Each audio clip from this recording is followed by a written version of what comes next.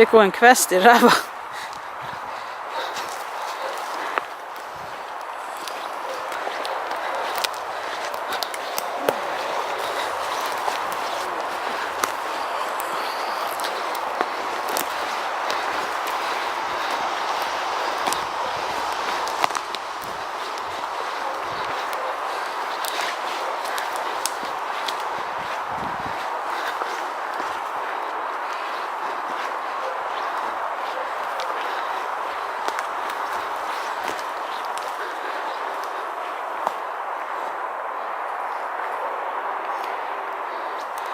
Ser du når hun ristet seg? Det var en sånn avreaksjon, sånn, jeg må tømme meg litt. Ja, men det er jo bare bra. For det viser jo at de har jobbet, ikke sant? Faen, all driven, altså.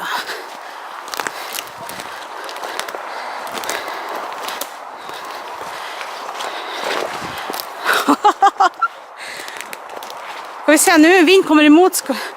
Observer hun nøye nå. Hun må løfte litt på hodet. Der. Ja.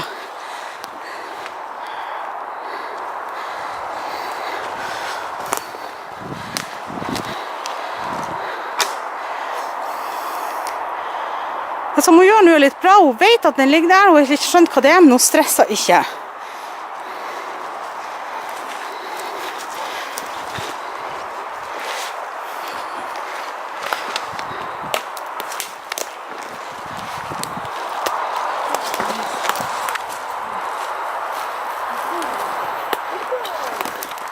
Oi, hvor glatt det var!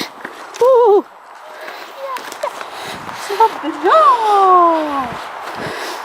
Kommer det en dags? Det er kun hun som skal ha den.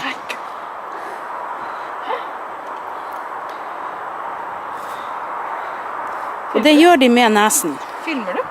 Ja. Sånn, ja, dyktig. Perfekt. Du ser nå at hun er tøffere enn mora. Selv om hun er i den alderen da, så vil du se at hun er tøffere. Ja, ja.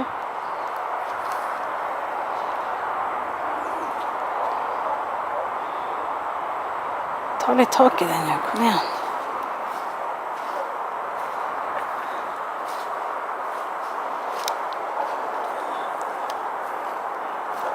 Dyktig. Flink du er, Louise.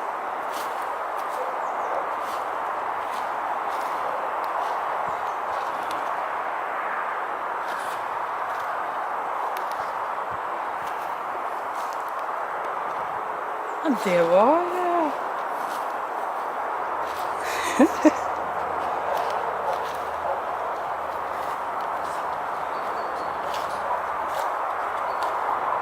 Jeg var helt bort i nesen, flyttet på den. Å, dyktig. Flink jente. Ja, dyktig.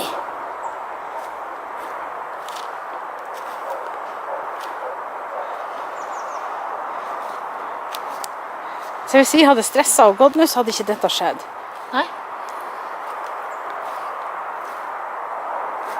Hahoi. Pia sier det.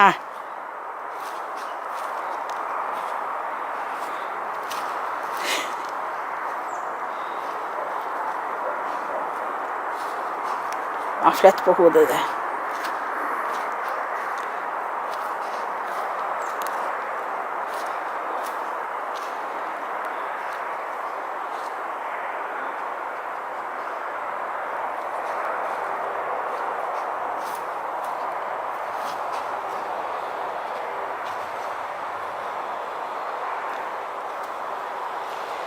Ja, nå skal vi sjekke bak.